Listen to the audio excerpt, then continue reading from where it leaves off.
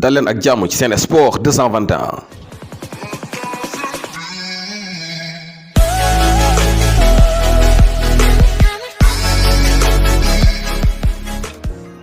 Edouard Mendy delloo na buum ca boy ga gannaaw international break bi tey jii ci match bi nga xamante ni doxoon na diggante Chelsea football club ak Newcastle United.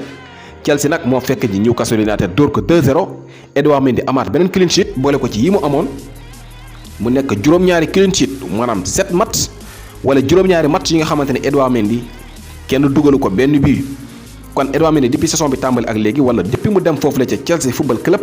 joué na lu toll ci 9 match. am ci lu toll ci 7 clean sheet joué 2 matchs ak équipe nationale bu Sénégal am ci 2 clean sheet maanaam kenn dugalu ko benn but kon 11 matchs yi nga xamante ni Edouard Mendy joué na ko depuis saison bi tàmbali ak léegi am na ci lu toll ci 9 clean sheet muy juróom-ñeenti match yi nga xamante ni kenn dugalu ko benn but kon Edouard Mendy 2 buts la encaissé muy benn match ci English Premier League bi ak benn match ci coupe jëlagul benn bi ci li nga xamante ne mooy Ligue des champions bi 11 matchs 9 clean sheet ak Edouard Mendy. Famara Diédhiou dellu si na gannaaw bi nga xamee ne dañu ko testé woon positif lii waraloon sax ba bokkuloon ci match bi Sénégal doon amal seen diggante ak Bissau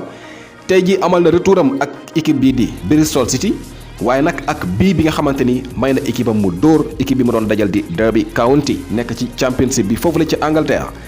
Famara Diédhiou nag nekkuloon titulaire ci match bi maanaam ci banc bi la nekkoon ci deuxième mi-temps bi nag ci 69e minute bi ci la dugg ci jongante googule waaye moo taal bii bi nga xamante ni moo waral ba. Bristol City dóor ñi nga xamante ñoo di Derby County jël li nga xamante ne mooy 3e place bi ci championnat bi kon Famara Diédhiou mën nañu wax ne ñaar fukki minutes la def ci match boobule wala ñaar fukk ak benn waaye mu may li nga xamante ne mooy victoire équipe am boobule di Bristol City gannaaw bi ñu dóoree Derby County benn bal ci dara. Golden Boy tànn nañu ki nga xamante ne mooy Erling Haaland nekk foofu la ca Borussia Dortmund muy xale yi nga xamante ne ñoo gën a ràññeeku ci at mile te amaguñu ñaar fukki at ak benn bu ñuy xool ku ci mel ne Vinicius Junior bokkoon na ci. Bukayo Saka